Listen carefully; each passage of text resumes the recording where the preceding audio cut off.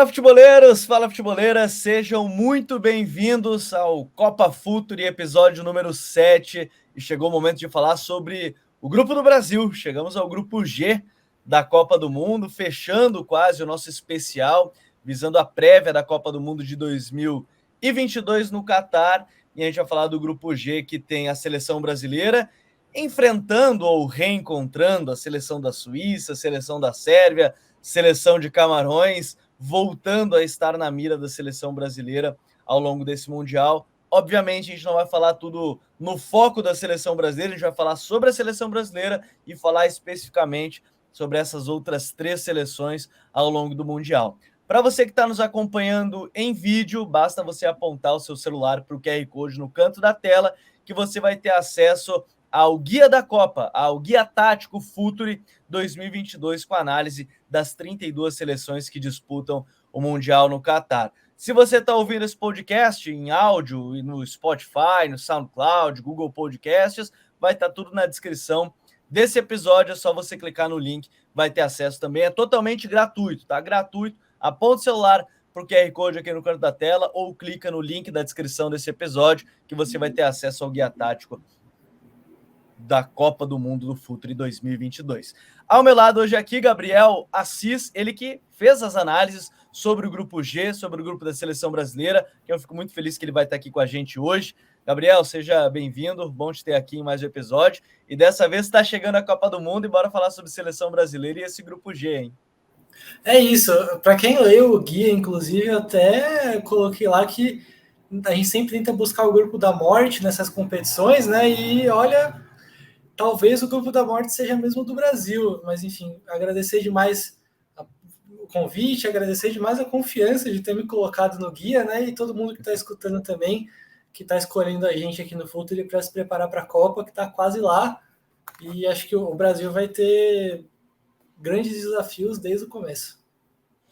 E assim, eu já quero aproveitar, para quem está chegando aqui pela primeira vez, já deixa aquele like, é bem importante para a gente. E eu quero agradecer que a gente voltou nessa semana ao top 20 dos podcasts de esporte no Spotify. Então, compartilha com os amigos. Você já sabe que agora tem aquela opção de dar nota para os podcasts, né? Você pode colocar de 1 a 5 estrelinhas. Vou pedir encarecidamente, talvez no Spotify, bota aquelas 5 estrelinhas para a gente ser divulgado ainda mais também no Spotify, obviamente, aqui no YouTube. Esse Grupo G, Gabi, é bem legal de acompanhar, porque, assim, ele tem jogos, e a gente vai falar mais para o final desse episódio, a questão de encaixe dos jogos, o que a gente espera de quem vai passar ou não, porque o Brasil, querendo ou não, mesmo que não tenha enfrentado muitos europeus ao longo do ciclo, né, os europeus de primeiro escalão, que a gente chama assim, conhece muito bem os seus adversários, porque algumas coisas não mudaram. Mas, para a gente abrir falando sobre a seleção brasileira, eu acho que o que você escreveu no título, inclusive, do guia da seleção, me parece algo bem importante para contextualizar, que é uma construção de 4 anos, né? O Tite está há 6 anos à frente da seleção, né? Ele assumiu em 2016, perto da Copa de 2018, e fez o ciclo inteiro 2018-2022. Talvez das seleções que chegam para esse Mundial, e a gente está vendo aí várias lesões da seleção da França, a seleção da Argentina chega bem em termos de contexto, em termos de ciclo, mas a seleção brasileira provavelmente, né, Gabi, é a seleção que chega melhor em termos de ciclo consistente, com o título das eliminatórias, né, o título simbólico das eliminatórias, testes nessa reta final. Para a gente contextualizar, acho que esse 4 anos de construção me parece bem importante para entender o que é a seleção brasileira e como é que ela chega para essa Copa, né? Não, demais, demais. Acho que o exemplo da Argentina é bem bom, porque talvez seja, se a gente for pensar a Copa do Mundo como um jogo de videogame, acho que só o Brasil e a Argentina estão chegando com a setinha para cima, né?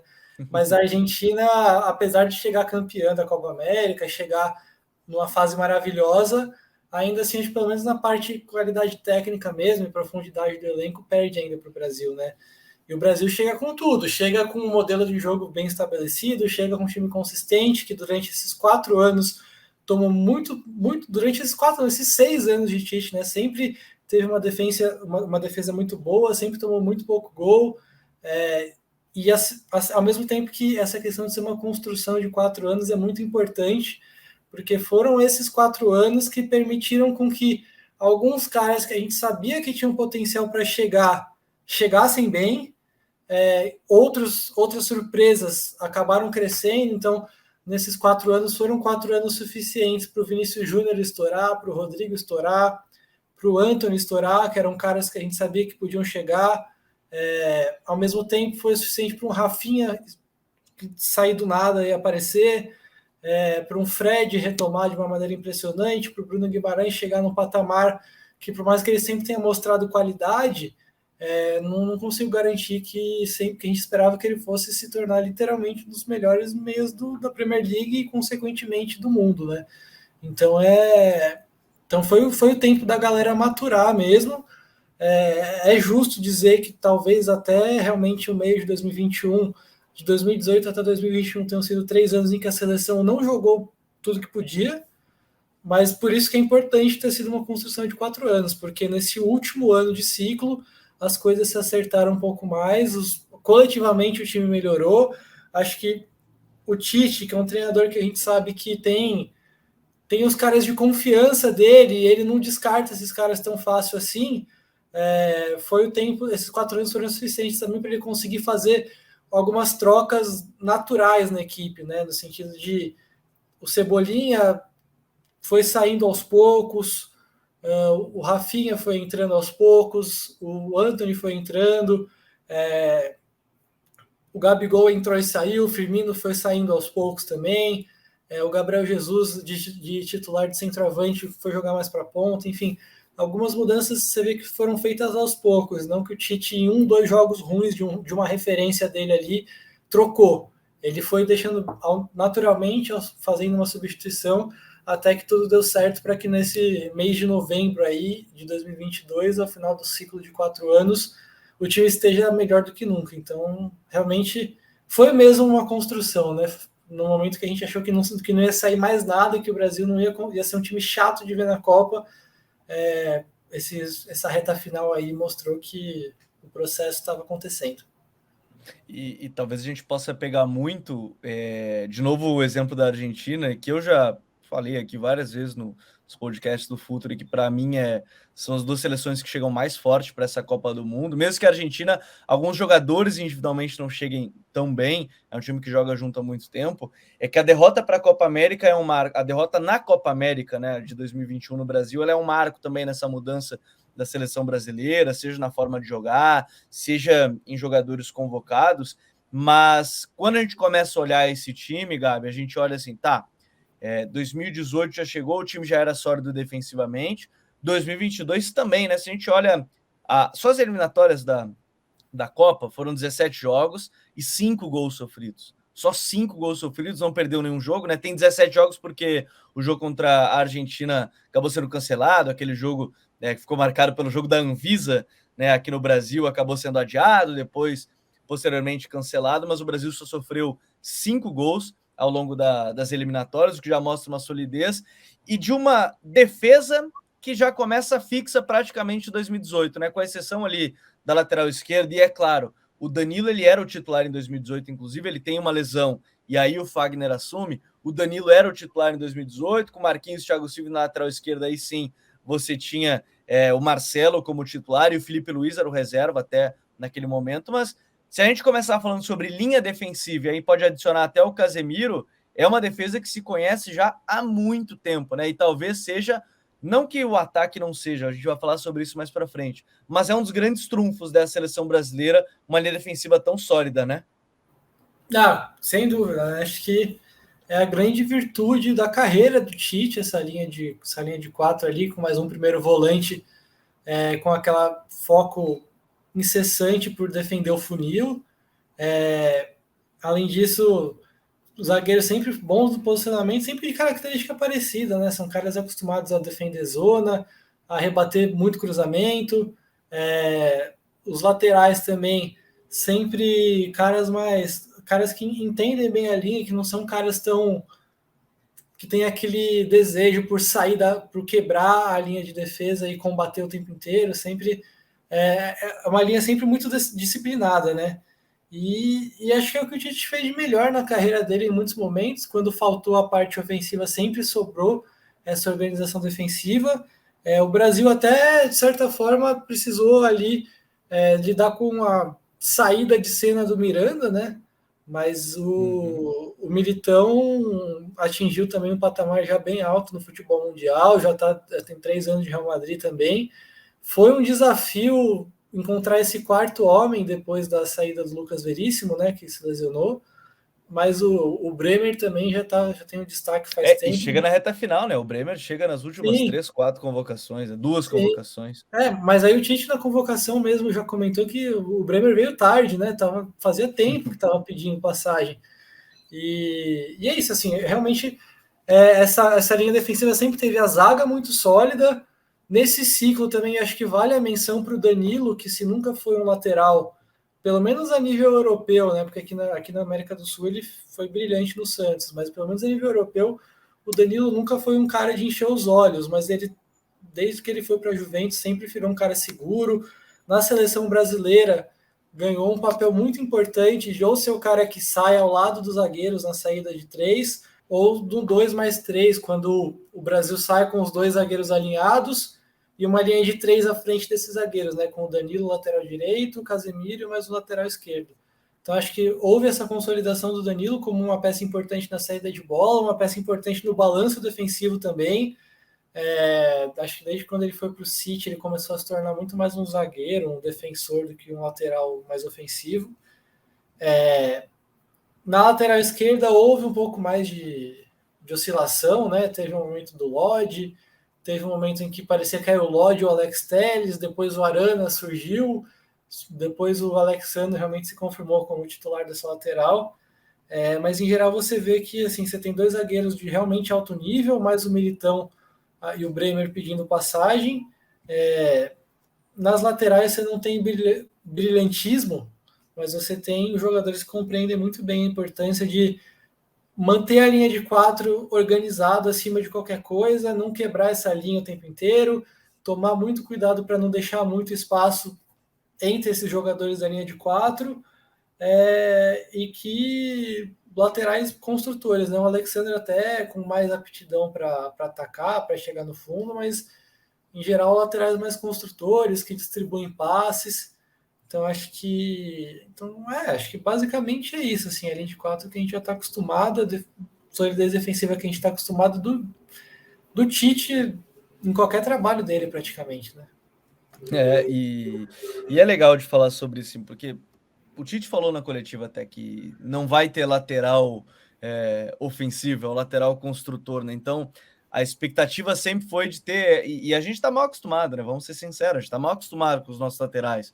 É Cafu, é Roberto Carlos, é o Daniel Alves no grande momento dele, é o Marcelo quando estava no grande momento dele, é o próprio Felipe Luiz, que nem foi titular em algum momento de Copa, mas talvez até merecesse pelo menos uma Copa ter sido titular.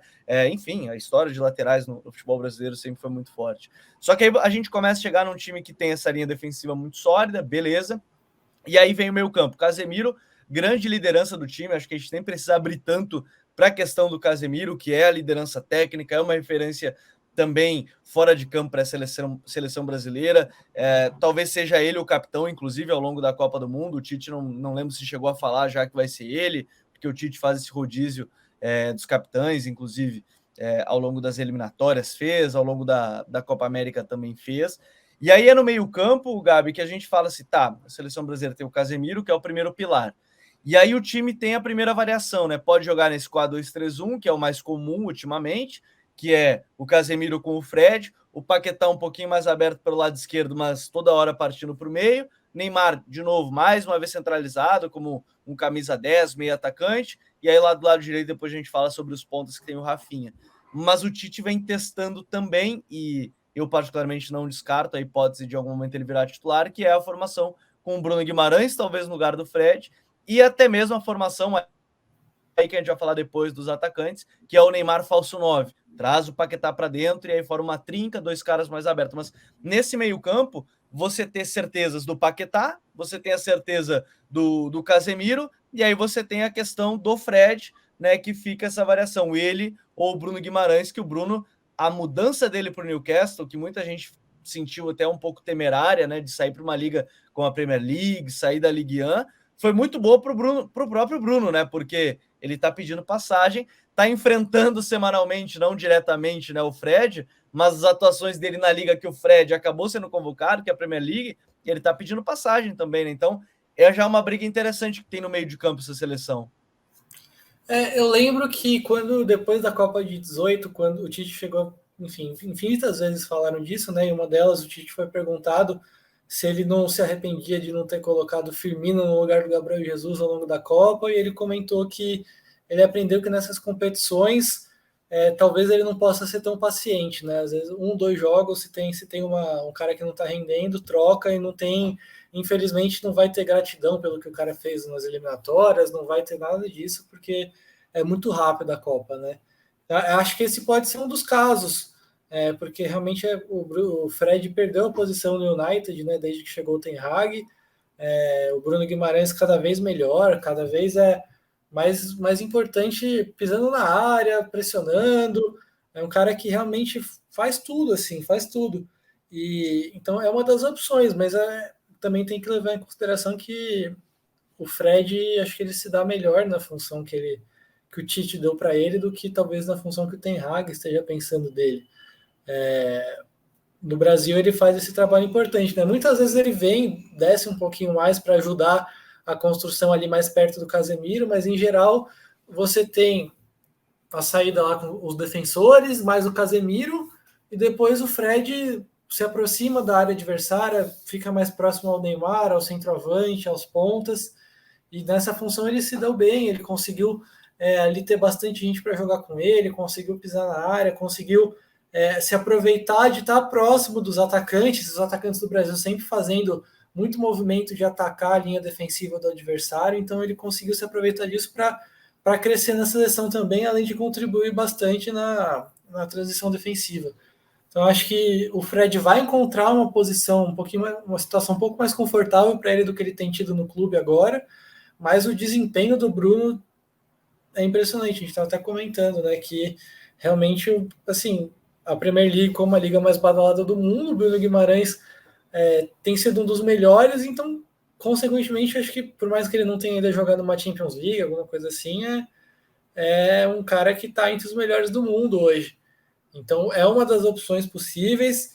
Essa questão do Paquetá também a gente vai depender, acho que uma das questões que o posicionamento do Paquetá vai depender é exatamente esse do volante, né? Porque Sim. Tem a opção do Paquetá ser o segundo volante, porque ele é outro cara também bastante forte, capaz de cumprir a função de marcação no meio campo e tem todo o talento do mundo para jogar também próximo à área, para ser mais um meia quando tiver a bola, se aproximar do Neymar também. Que acho que foi a grande parceria da seleção nessa parceria Neymar e Paquetá nos últimos anos. Então tem essa opção de jogar com o segundo volante, e aí acho que vai começar o Fred, mas pode ganhar o Bruno Guimarães ao longo da Copa, pode crescer. Ou a opção de jogar sem esse cara e deixar o Paquetá mesmo de segundo volante, né? Acho que vai depender muito do que a partida apresentar. Não sei se você estiver me atropelando aqui, você pode interromper. Não, eu estava até pensando nessa questão, Gabi, porque assim, o Tite abriu essa possibilidade do time mais ofensivo e talvez nessa primeira fase, pelo menos, dependendo do jogo, não duvido testar. Claro Sim. que é bem provável que os times vão entregar a bola para o Brasil, Sérvia, Suíça, Camarões, então talvez em algum momento eu também, não, sinceramente, não descarto ele fazer esse teste, seja quando tiver classificado, ou seja quando tiver num jogo que precisa atacar mais. Acho que vai acabar sendo a primeira opção dele, né? Sim, pode ter certeza, velho. Chegar a 15 minutos do segundo tempo, o Brasil não tá ganhando o jogo na primeira fase. Se já não tiver com essa formação, vai virar. Vai tirar o segundo volante, seja ele o Bruno ou o Fred, vai colocar o Vinícius numa ponta, o Rafinha na outra, um centroavante, Neymar de 10, né? Acho que a maior certeza desse meio-campo é o Casemiro e depois o Neymar de 10. Depois a gente vê. E aí também, o que eu comentar que se eu não estiver atropelando, essa questão que você comentou do Neymar de falso 9, né?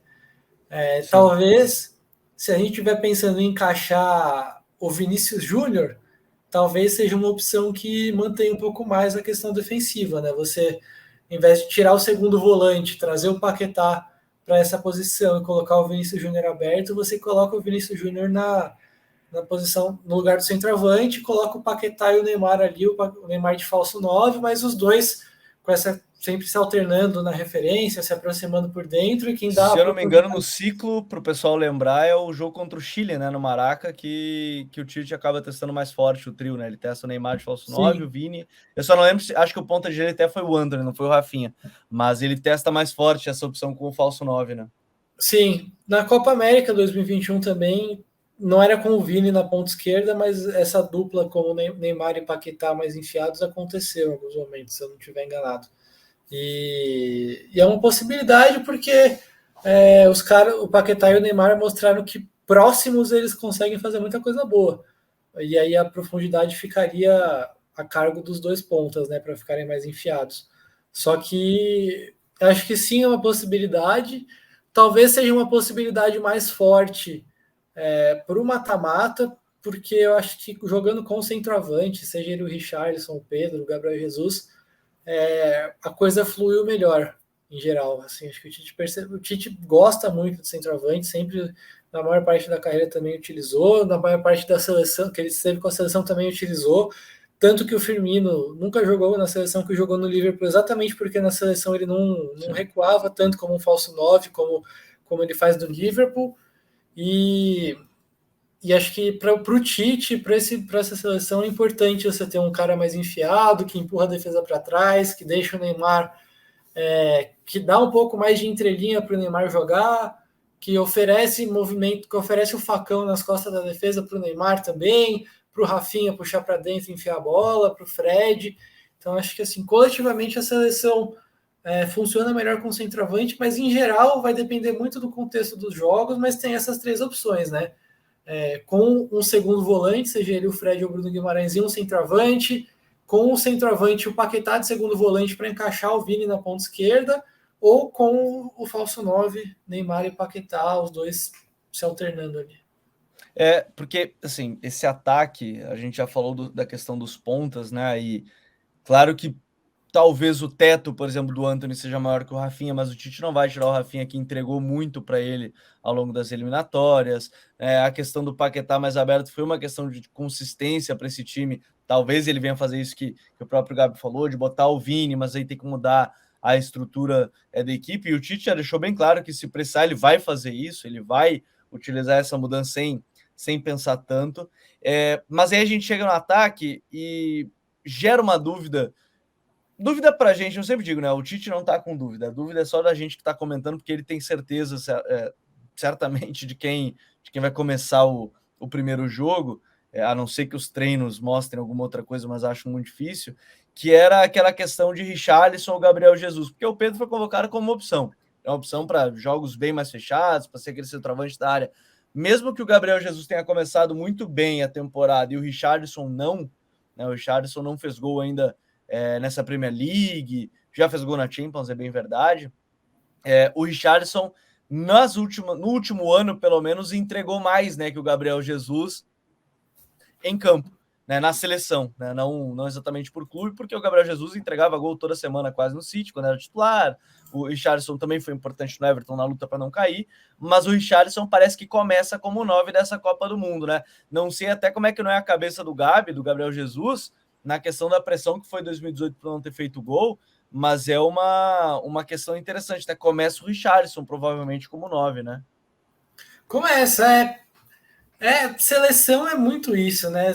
Tem aquela frase que seleção é momento, mas acho que isso já tá meio batido há um tempo, porque claro que o momento conta bastante, mas tem caras que, dependendo do contexto da seleção, acabam se sentindo melhor, acabam se encaixando melhor no modelo da seleção do que no modelo do clube.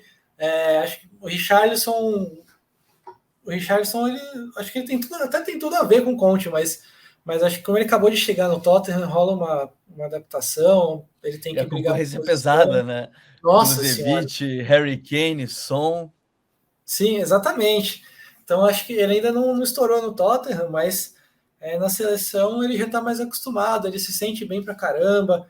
Ele é o cara que fez de tudo, brigou para estar nas Olimpíadas e foi o cara do ouro olímpico. Assim, em algum momento de 2021, né? Porque depois das Olimpíadas ele se machucou, e ele não foi mais para a seleção em 2021 todo, só voltou esse ano.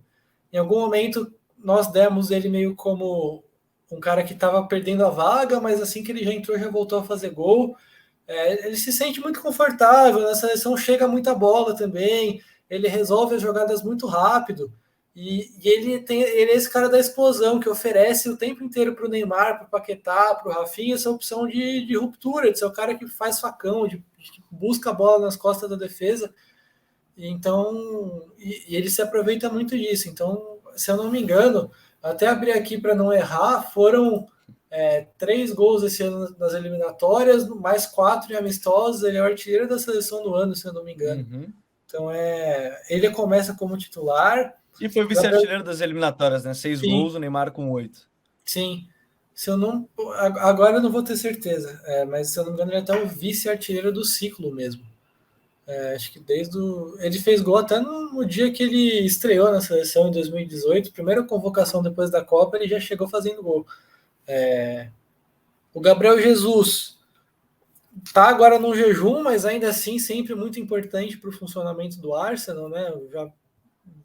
Claro que cada técnico é um técnico, mas ele chegou acho que ele chegou, teve uma mudança menos brusca, né? De Guardiola para Arteta, acho que um pouco menos brusca do que sair do Lampard pro Conte, como foi o Richarlison. Então ele chegou melhor no Arsenal, mas na seleção, depois de um longo jejum, ele fez gol em junho, nos amistosos de junho. Em setembro ele não foi, porque o Tite quis testar outros nomes. Então ele quebrou esse jejum, mas ao mesmo tempo tem essa questão da Copa. Acho que psicologicamente vai ser um período bem de muita cobrança, de autocobrança para ele mesmo.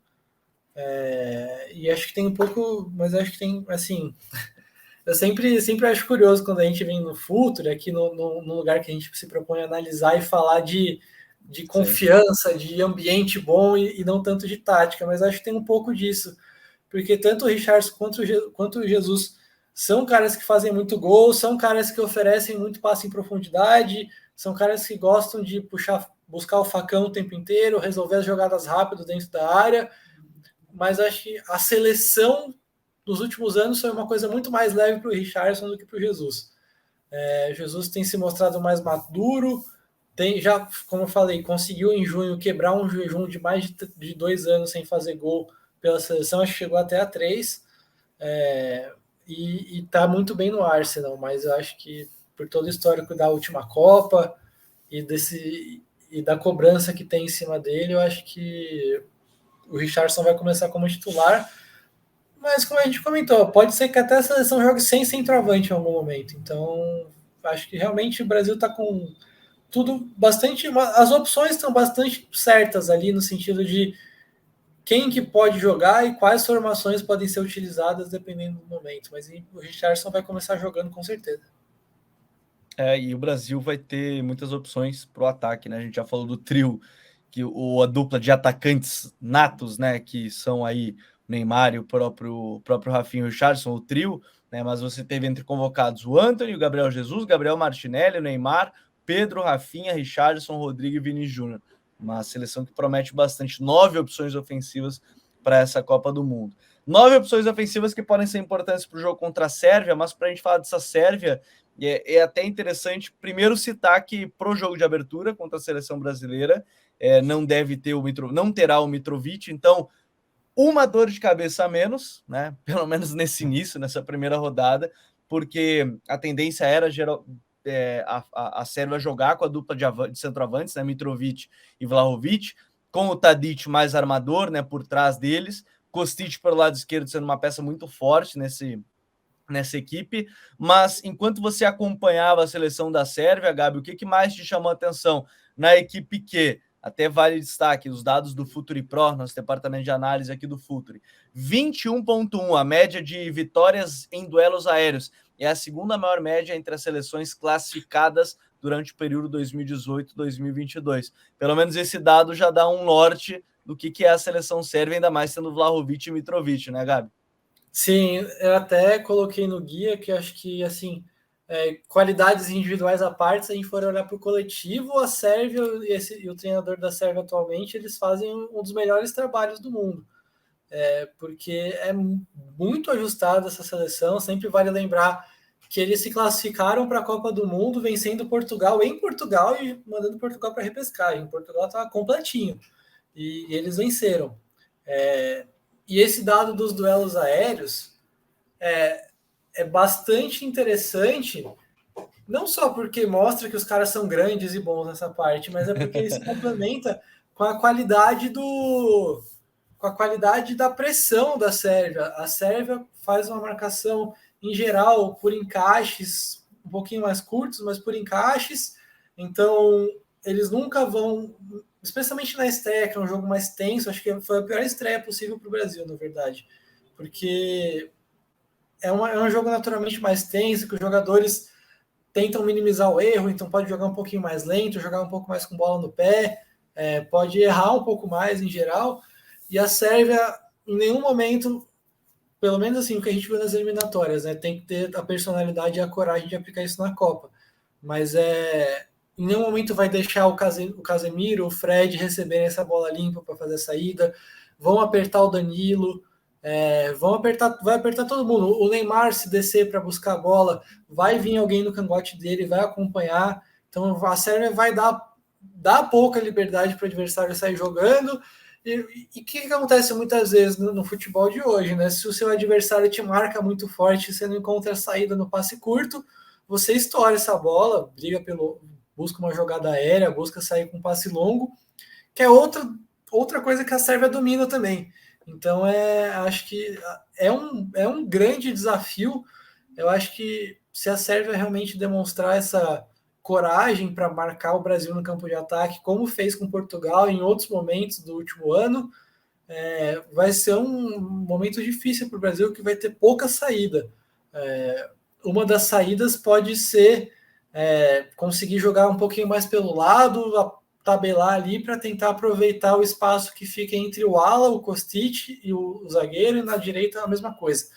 Mas se a Sérvia conseguir fazer tudo isso que a gente está falando, o Brasil vai ter pouquíssimo espaço para jogar. Então, é um time muito chato. É um time muito chato nesse senso de marcação e imposição física. E até o jogador que você vai olhar assim, não, ele não deve ser tão forte. Por exemplo, Kostic. Kostic não é um lateral que você olha assim, nossa, ele é forte fisicamente, mas ele é muito intenso. O jogo do Frankfurt, os jogos do Frankfurt contra o Barcelona, acho que dão um exemplo mais ou menos dessa ideia de intensidade do que o time quer colocar. E você tem o Gudelj e o Milinkovic-Savic no meio, a dupla de volantes. Também forte fisicamente, alto, para ganhar esses duelos. Mas é um time que vai buscar muito, certamente, esse jogo. Claro que para o jogo contra o Brasil vai mudar um pouquinho, justamente porque não deve ter o Mitrovic, que foi artilheiro, inclusive, da seleção nas eliminatórias com 8 gols. O Vlahovic teve 4 ao longo desse Mundial, mas é uma seleção que, além dessa questão de pressão, intensidade e bola aérea, tem ali nesse trio atrás da dupla de atacantes, né, o Kostic, o Tadic e o próprio Zivkovic, que, para quem não lembra, inclusive, o Zivkovic foi quando, acho que era o Mundial Sub-21, ele foi muito bem contra a seleção brasileira, inclusive, ele ainda era uma jovem promessa na época, depois passou para o Benfica, enfim, ao longo da carreira, e agora ele está até jogando no PAOK, né, da Grécia, mas é um trio bastante criativo, né? Cada um da sua forma, né? O Tadic sendo mais armador, o Kostic sendo esse lateral que chega muito no fundo, cruzamentos, chega mesmo na área, o Zivkovic também, um meio atacante mais criativo. É um time que tem também essas peças criativas para se aproveitar bem de tudo isso que a gente está falando, né, Gabi? Demais, demais. E assim, eu não sei nem assim. O Mitrovic é o artilheiro da Sérvia, apesar do Vlahovic ser o que joga num grande europeu, o Mitrovic é o cara desse time. Então, óbvio que para esse primeiro jogo é uma perda grande. Mas, por outro lado, essa dupla Vlahovic e Mitrovic jogando junto frequentemente é novidade. Para ser bem sincero, até eu tive que mudar no guia depois de muito tempo do texto escrito, porque na maior parte dos jogos nas eliminatórias, na maior parte dos jogos na Nations League mesmo, era um ou outro, não era muito os dois juntos. Então é uma coisa mais nova desse último semestre, assim, dos dois realmente se consolidarem como uma dupla. Pensando no jogo do Brasil, apesar de todas as qualidades do Mitrovic, talvez seja até mais interessante para a Sérvia mesmo, o que deve acontecer, ao invés de colocar um outro centroavante, eles vão colocar mais um meia para jogar ali junto do Tadic, por trás do centroavante, como 2 meias por trás do centroavante.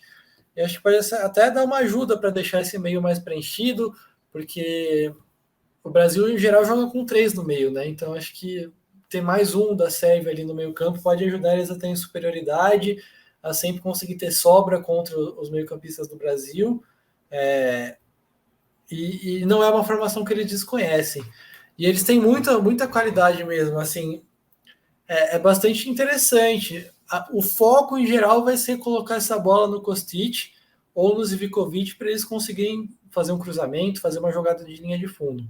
Mas quando sobra espaço, o Tadic se mexe muito também, sempre busca ali uma janelinha de passe para receber essa bola nas costas dos volantes adversários. E o Tadic é impressionante a persistência dele nesse time da Sérvia. Toda bola que ele recebe é um passe agudo. Não interessa, ele não toca de lado, não enrola com a bola, é sempre um passe agudo. Esse passe pode muitas vezes encontrar o Vlahovic dentro da área. Se tiver fechado por ali, ele vai botar essa bola para o Kostic chegar em velocidade no fundo. Então é um time que tem capacidade de jogar por dentro e por fora também. Eu realmente gosto muito desse time. Então eu posso até aqui, acho que é justo o pessoal que está vindo saber que está ouvindo as palavras de um grande entusiasta desse time, porque eu acho que é um potencial grande de ser a surpresa da Copa. E de quem viu bastante bem de perto acompanhando os jogos para poder escrever e trazer a melhor análise possível para todo mundo que está acompanhando. E vale como destaque ainda, tem no próprio texto, mais informações do texto, o QR Code está no canto da tela ou na descrição desse episódio. Na Nations League 2022, 5 gols de escanteio em 5 jogos. Se muita gente tem aquela lembrança ruim de 2018, até mesmo se pegar 2010, 2014, todas as eliminações do Brasil tem gol de escanteio, né? 2010 com o gol contra, falha do Júlio César, gol contra do Felipe Melo, 2014 tem gol do Thomas Miller, que é o que abre o placar, na verdade, né, do 7-1, e 2018 tem o gol contra do Fernandinho. Então, para quem não tem boas lembranças de escanteio, a Sérvia tem no escanteio uma força muito grande, inclusive. Agora, passando da Sérvia, a Suíça, ela acabou eliminando a Itália, né? A Sérvia eliminou a seleção de Portugal nas eliminatórias. A Suíça acabou passando num grupo que tinha a Itália depois ainda foi eliminada para a seleção da Macedônia. É uma Suíça que vem assim para atrapalhar mais a seleção brasileira, Gabi, é uma Suíça que vem forte, uma Suíça que tem alguns jogadores mais conhecidos, né, do grande público, o goleiro Sommer, que é um dos destaques já do Borussia Mönchengladbach há algum tempo, na verdade, né, sendo um dos principais goleiros da Bundesliga há algum tempo. O Akanji, né, que agora foi para a equipe do Manchester City, tem jogado bem, inclusive por lá. O Xhaka, que é um jogador cada vez mais importante no Arsenal. Shaqiri, que já eu acho que é até mais conhecido tradicionalmente, né? Os dois já enfrentaram a seleção brasileira em 2018 também. Mas o que você viu da seleção da Suíça, assim, que chega para a Copa do Mundo aí um pouquinho diferente, né, do que foi 2018, mas talvez com jogadores mais experientes e prontos para disputar a competição em relação ao último Mundial? Não, com certeza. Acho que muitos dos jogadores dessa Suíça estão indo para a segunda Copa. Uma outra boa parcela também está indo para a terceira Copa, está junto desde 14. E o Shaqiri ainda está indo para a quarta. Então é um número bem alto.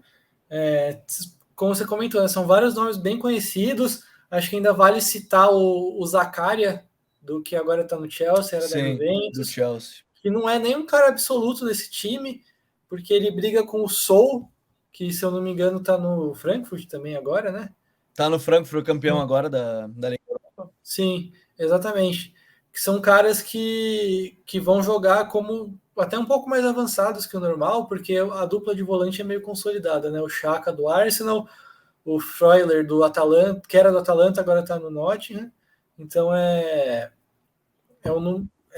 um time que também tem caras bastante consolidados na Europa, caras com bastante experiência em Copa do Mundo, em Euro. A diferença que eu acho que pode pesar em relação à Sérvia, acho que a Sérvia está um pouquinho acima, mas também não vai ser surpresa nenhuma a Suíça incomodar, né? Vídeo que fez na Euro, eliminando a França. Uhum. Que a Sérvia eu acho que tem um poderio físico um pouco maior, e do meio para frente, na Sérvia você tem caras de primeiro escalão mesmo, né? Vlahovic, Mitrovic, Tadic são caras do mais alto nível. Sim. E na Suíça ainda não tem muito isso, né? Você tem se a Suíça quiser um centroavante, que acho que vai ser usado mais em momentos de buscar o resultado, tem o Seferovic, o Embolo, que para quem joga FIFA até esperava que ele estourasse mais. Esse aí evoluía toda hora, né? Esse evoluía sempre, pô. Mas ele tá bem também, tá bem no futebol francês. E é o grande cara desse time, porque ele pode jogar de centroavante, pode jogar aberto pela esquerda. Ele tem tamanho para quando o time for fazer a pressão e se colocar no campo de ataque. As jogadas são feitas também muito pela lateral, pela capacidade mesmo dos alas. Tem o Vargas, tem o Shaqiri como pontas, tem laterais que apoiam bastante. Até o Mbabu perdeu espaço, mas tem o Widmer crescendo. O Ricardo Rodrigues ainda está também, esse nome que está sempre aí na Suíça. Ao mesmo tempo, quando for jogar em contra-ataque, o Embolo é o cara que vai receber esse passe também para puxar o contra-ataque. Então ele é o grande cara da Suíça, que tem um meio-campo com boa capacidade de marcação. Acho que até vale dizer que eles alternam um pouco o sistema de marcação. Contra o Brasil, provavelmente, que é um time que tem mais qualidade técnica, vai rolar um pouco mais de encaixe individual. Contra Camarões, provavelmente não. Foi mal. Então, acho que é um time bem preparado, um time que gosta de defender, não gosta muito de defender tão alto, prefere esperar um pouco mais no meio campo, que, como eu falei, tem esses encaixes bem determinados, especialmente contra adversários mais técnicos, e que está preparado.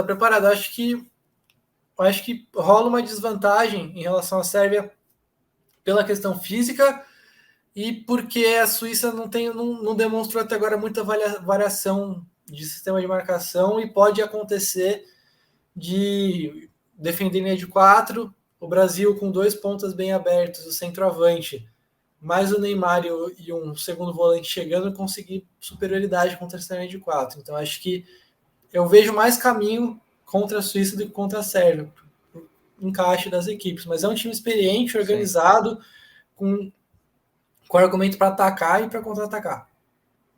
É uma seleção para a gente também ficar de olho, é a seleção da Suíça. Alguns destaques até estatísticos, muita gente não lembra do Shaqiri, ele está jogando no Chicago Fire, tá? Para quem não lembra, até porque vai lembrar dele do tempo de Liverpool, mas está jogando no Chicago Fire, está jogando na MLS. Vale como destaque ainda a questão de ataque aéreo, mais uma vez. Olha só a seleção brasileira gostando de enfrentar nessa Copa, ou pelo menos na fase de grupos, seleções que têm gols de cabeça. 1/3 dos gols da Suíça nas eliminatórias foram de cabeça, né? Dos 8 jogos, 5 vitórias e 15 gols marcados da seleção suíça, 5 deles foram de cabeça, então vale ficar de olho ainda nessa questão. Mas é uma Suíça que, talvez em relação ao que a gente viu, né, como você falou, Gabi, não tem os jogadores da elite, como é da Sérvia, né, que você tem um Vlahovic jogando na elite, um Mitrovic jogando na elite, né, o Tadic, Kostic, esses caras todos, mas é uma seleção que também a gente pode olhar pela ótica que é uma seleção que a base joga muito tempo junta, né? Isso pode ser também um fator importante a se levar dessa seleção, né? Sim, não, totalmente. Até a base joga algum tempo junto, como esse teve o Seferovic, o Embolo, o Shaqiri, o meio campo todo, em geral, já está junto há um tempo, já tem experiência em Euro, em Copa. Apareceram agora novos nomes, né? O Vargas, como eu citei, o Okafor, que está jogando no Red Bull da Áustria. E então é um time bem ajustado. Os novos jogadores que apareceram bem. Acho que tem uma outra situação interessante, né? Que em geral todos os centroavantes não, os atacantes como um todo, são caras móveis com bastante explosão assim para atacar mesmo profundidade, seja jogando como centroavante mesmo, seja jogando da ponta para dentro. Então acho que é um time bem interessante e experiente mesmo. Acho que até em contraste, vale citar, em contraste com o treinador que a Suíça tem, né? Que é depois da Euro, trocou o treinador na Suíça, enfim, saiu o Petkovic, que estava lá há bastante tempo, entrou agora o Yakin, que já jogou como jogador, jogou Copa do Mundo, mas como treinador mesmo ele não tem grandes experiências, ele estava na segunda divisão até, acho que vale citar porque ele se imaginar numa Copa do Mundo, no momento ali de tensão no ápice, como que esse cara vai se comportar é sempre uma dúvida, mas ele não mudou muito do que já era a Suíça, não. O time continuou bem organizado e se o treinador não é experiente, os jogadores são bastante experientes e consolidados e entrosados, né? Bastante tempo juntos mesmo. Por isso que eu tô falando que é o grupo da morte, porque tem o Brasil como sempre um favorito, mas tem a Sérvia e a Suíça como times. A Suíça já aprontou muito na Euro e a Sérvia como um time que também tem tudo para ser competitivo. Então são 3 times com qualidade de mata-mata disputando 2 vagas. Agora, quem a gente vai poder acompanhar também, vale ficar de olho, a seleção de Camarões, que talvez, sempre digo, né? Talvez não seja a melhor do grupo, mas tem aí, por exemplo, como destaque o goleiro, né? O Onaná, mais conhecido assim do grande público, o Anguissa, que faz parte do queridinho Napoli nessa temporada, ele tá jogando muito bem. Eu brinco com o Vinícius Dutra, um dos nossos analistas, que a gente já conhecia antes da fama, né? Quando ele fazia uma bela temporada no Villarreal, a gente já conhecia antes da fama o Anguissa, que estava muito bem por lá. E quem está crescendo, inclusive, agora nessa reta final, antes da parada, agora já da parada da Copa, é o próprio Choupo-Moting, né, no Bayern de Munique, está fazendo seus gols, mas o titular do time geralmente é o Aboubakar. Os dois foram... O Choupo-Moting foi artilheiro das eliminatórias africanas, né, com 3 gols junto com o Toko Ekambi, e o Aboubakar teve 2 gols, né, como são menos jogos aí, eles tiveram 3 contra 2 gols, então bem pouquinho, mas é uma seleção de Camarões aí que talvez se não tenha um sistema defensivo dos mais sólidos, Gabi, é uma seleção que ofensivamente não tem os nomes que muita gente conhece, mas tem ali no próprio Choupo-Moting, no Aboubakar, o Toko Ekambi, as grandes esperanças, né? O Aboubakar, por exemplo, teve 9 gols, entre gols e assistências foram 9 participações ao longo da competição da Copa Africana, né, de Nações, não das eliminatórias, mas da Copa Africana de Nações. Então é um time que promete, talvez ofensivamente, né, chegar bem para essa Copa do Mundo, né? Sim, acho que tem caras interessantes ali.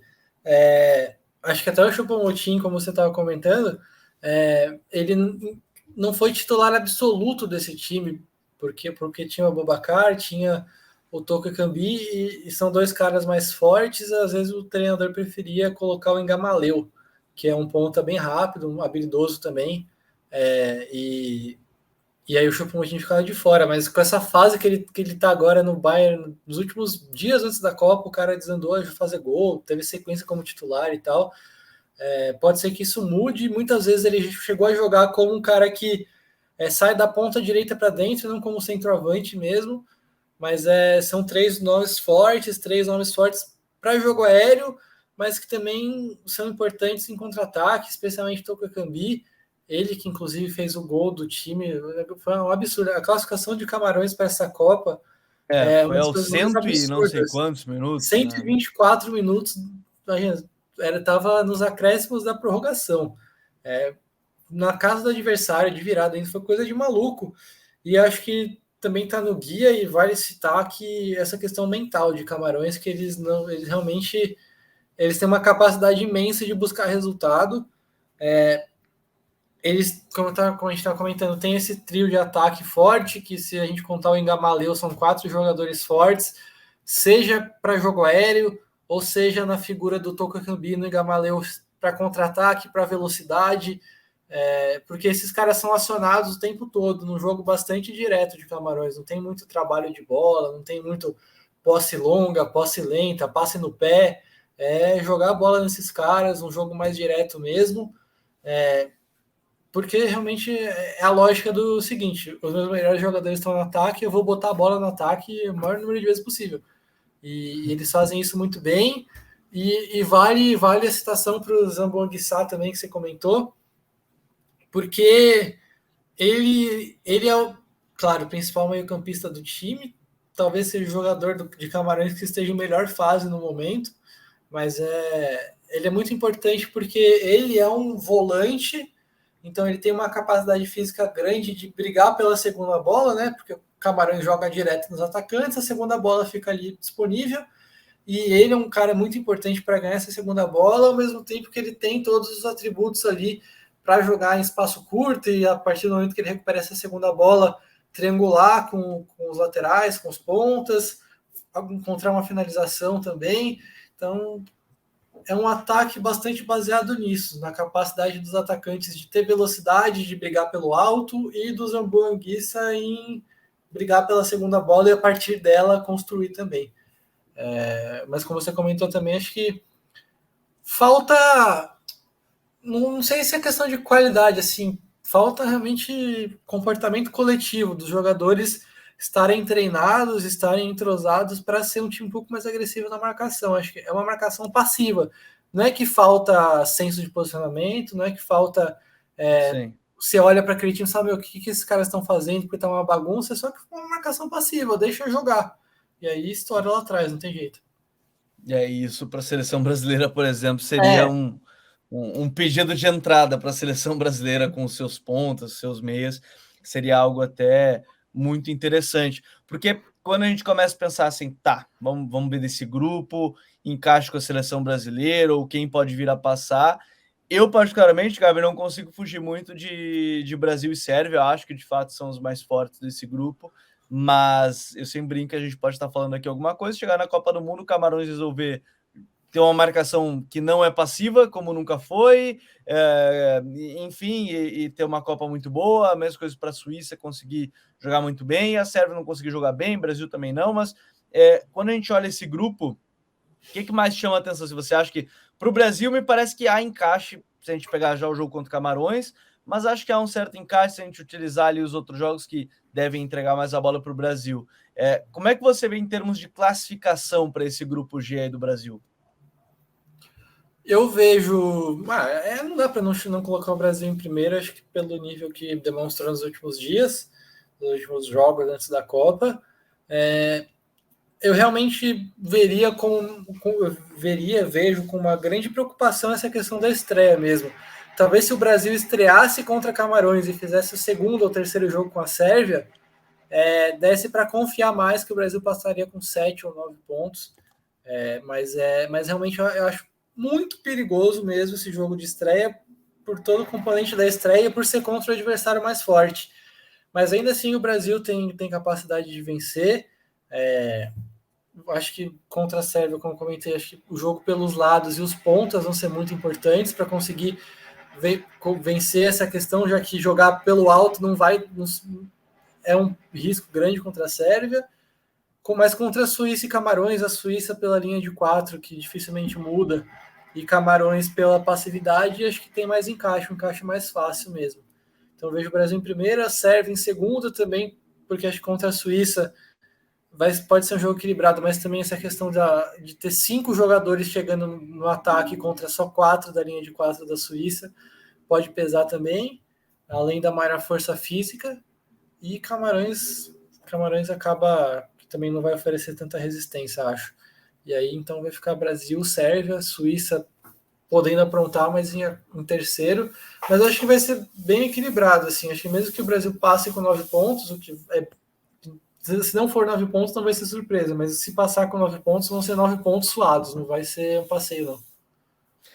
E se você quiser mais informações e mais detalhes sobre as seleções, não só do Grupo G, da seleção brasileira, mas das outras 28, além das 4 desse Grupo G, basta você clicar no link da descrição desse episódio, apontar o seu celular para o QR Code aqui na tela, que você vai ter acesso gratuito ao download do Guia Tático da Copa do Mundo, produzido por toda a nossa equipe de analistas aqui do Futre. E você vai podendo acompanhar, obviamente, os outros episódios que estão aqui no YouTube, estão no Spotify. Só buscar por Copa Futre. São 8 episódios, né? Um episódio analisando cada um dos grupos, cada episódio analisando um dos grupos que a gente fez em detalhes, com os autores, né, dos textos que, ao longo do ano de 2022, acompanharam as seleções, analisaram e produziram seus textos e análises. Gabi, foi muito bom te ter aqui nesse episódio, muito legal a parceria de sempre, e agora é tudo Copa do Mundo, né? Tá chegando, ainda bem.